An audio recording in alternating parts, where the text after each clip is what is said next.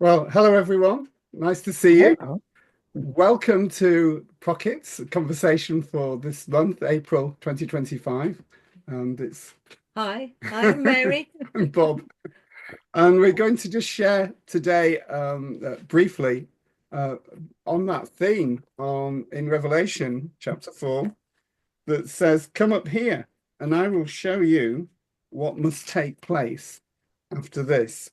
And this is by no means some comprehensive um, description of anything, but I prepped some thoughts the other day because I was attending a gathering that was called "What Now?" and I felt that that was I got me sharpened up a little bit about some of my own thoughts of what to just highlight this evening for us as a very loose network of people who are here really just to encourage and support in one another. And I really value this time, and I hope you find it encouraging too. And so, in no particular sort of order, but there are just a few points here. So, number one, I really felt it was a season for Annas and Simeons. And so, we've talked about Caleb's and Joshua's before now, but I think there's something to learn from Anna and Simeon in Luke chapter 2 about the waiting in the temple in worship and prayer and seeing that bigger picture that arises out of that prophetic flow that is clearly evidenced in how Simeon and Anna are described in that chapter. And it was highlighted for me around a real pressing in that the Lord was saying, we need to not just see things, but observe things, look and understand with our spirit eyes and hear with our spirit ears. So there's something there that I think we need to step up to. So whatever I'm hearing from the Lord, and while I might, unroll just in the next few minutes, really, there is a call for us all to be Annas and Simeons. We don't have to be very old, but obviously life experiences do sharpen our thinking and allow us to filter through perhaps some of the crud that can bubble up in betweens. And I am heartened by the fact that God calls an awful lot of young people as well, the Jeremiahs that are just a boy kind of thing. So there's a place for the old and the young in how I'm talking here. Then arising actually out of thinking this looking and seeing in my own village of Shilbottle, I really sense that one of the things to pray about, and I think it can be projected nationally as well, is a them and us, a tribalism, a kind of left behind feeling, a lack of compassion for others and care that has gone on in our nation, especially for the poor. I actually went to a local history group presentation about how we used to live based on old photographs of Newcastle. And what really struck me and appalled me really was the as I looked at these late Victorian and Edwardian photos, was the state of people, the poverty levels. So that at a time when our nation was, if you like, at its height peak empire-wise, with a massive GDP, the distribution of that wealth was really very, very, very unequal. And in fact, there was a wake-up call at the start of the First World War from the ruling classes, as it were, as they realized that the people that they were trying to conscript to fight were in a terrible physical condition with rickets and all that kind of thing. So there's something to pray about in our nation right now about tribalism, a them and us feeling. I felt from what the Lord was saying there. Also, our church in our village was restored in 1885. There was quite a fashion for restoring churches in the Victorian period, but our church had to be restored because some greedy person a few decades earlier had removed some coal pillars from the mining that was going on under the church. And suddenly these coal pillars that had been left prop the church up were removed and the church started sinking. So I felt that there was a a highlight in prayer for us against greed. You know, the motivation of greed that goes on, the speaking of money with a capital M, that will doesn't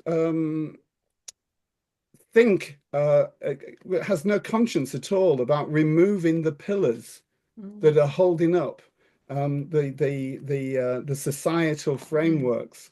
If it's money, they will go for it and be greedy.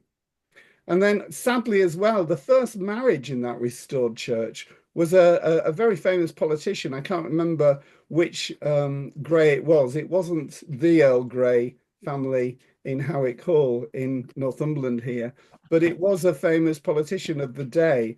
And basically, he married, it was a marriage of aristocratic convenience, which was an entirely fruitless union. I don't think they even consummated the marriage.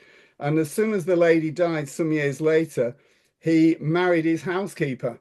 So we can sort of put two and two together about what was going on there. And I felt that as a projection into the national, that as a pushback against some of the other forces going on in society right now, there's been a little bit of a rise in interest in society about Judeo-Christian values, which at first glimpse, I mean, it's a good thing that people begin to rediscover the roots that are holding our society together.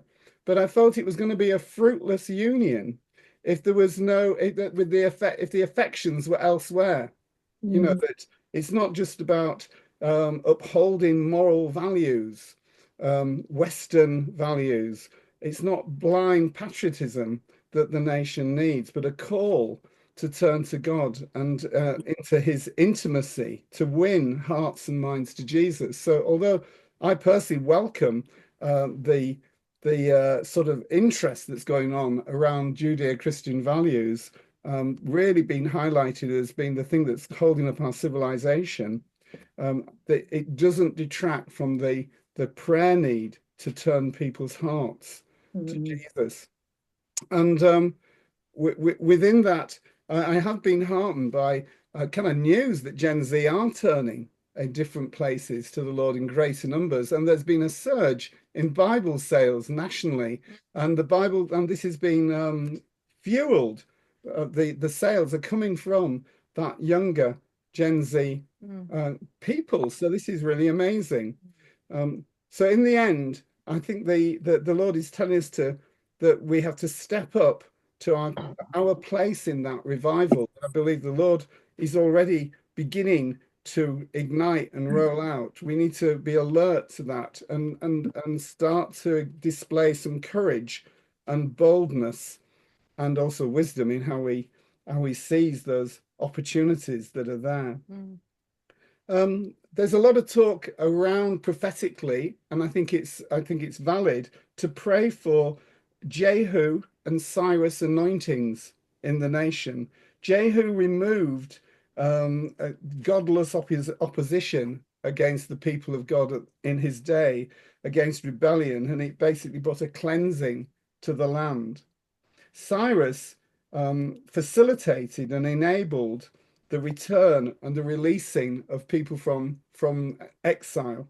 So there's two aspects there in the anointing: a removal of opposition, a beginning to allow the Christian voice to be heard as the voice, the founder of the feast voice in our society, Jehu anointing, and the Cyrus anointing that facilitates and enables this return, this release of the gospel.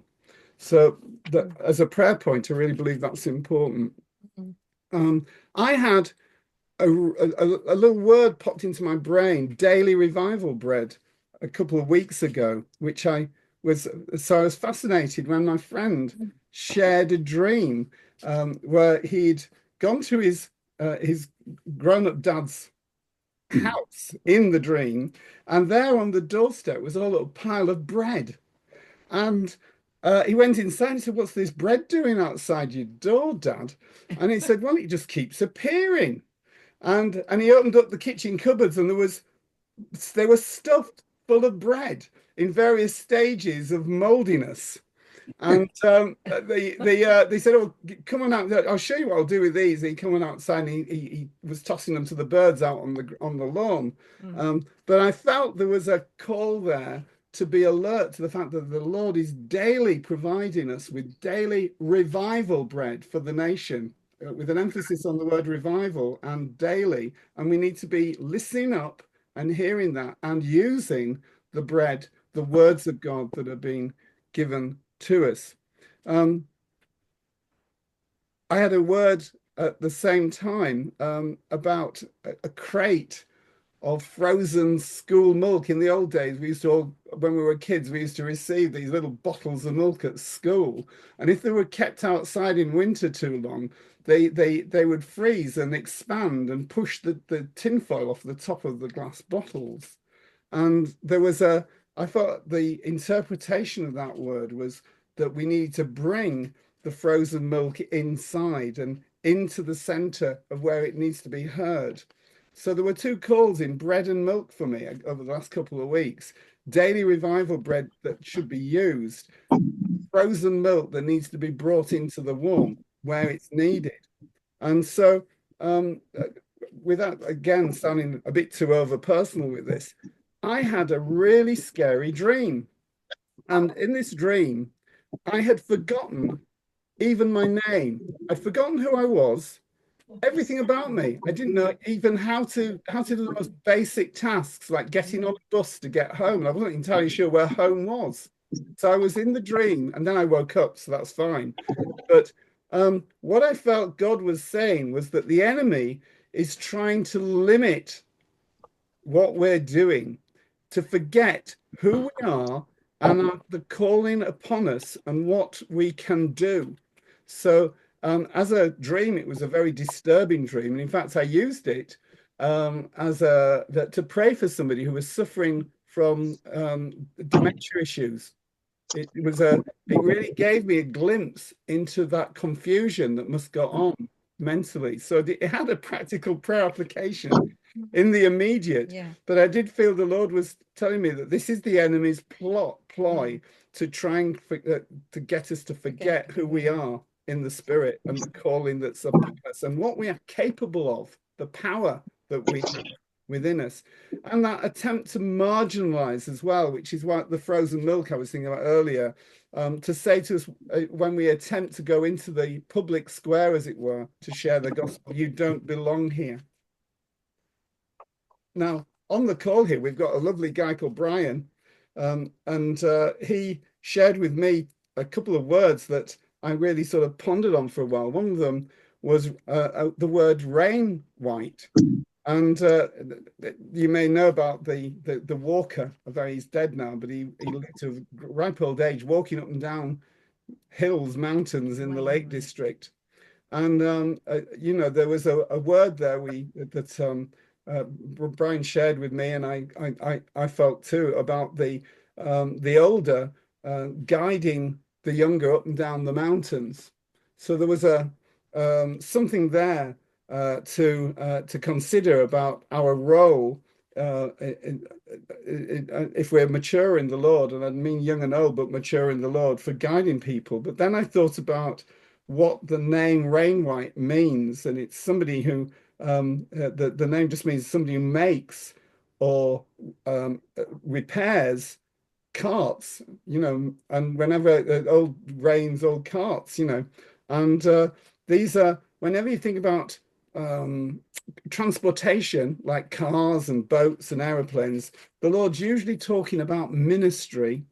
And so I realized that rainwhites were people who are making, forging, or shaping, helping people in ministry. So there's something there to ponder on about what we're all about on this platform, and those listening on YouTube elsewhere in the globe tonight or during the week, that God is calling us to enable, to facilitate, and help shape the ministries that are rising up and are being highlighted by God. Mm. The other word that Brian shared with me was the word Esther. And we've been reading through Esther because it's just gone the Feast of Purim not too long ago. And really, I felt focused on how cleverly the Lord enabled a rising up and a pushback against the enemy's plans. And I believe right now, at this time in the nation, I'm hopeful because I really believe the Lord is engineering and bringing together the opportunity for the gospel to light up the hearts of people.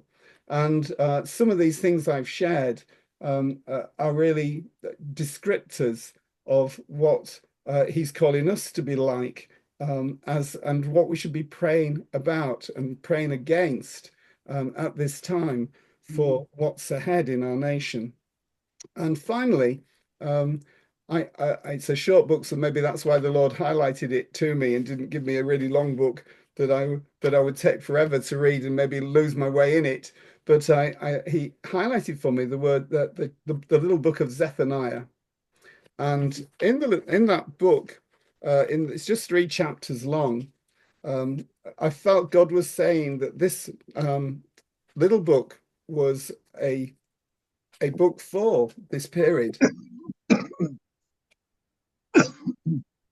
And the chapter 1 of Zephaniah, I felt the description of that was a promise from God that I will act.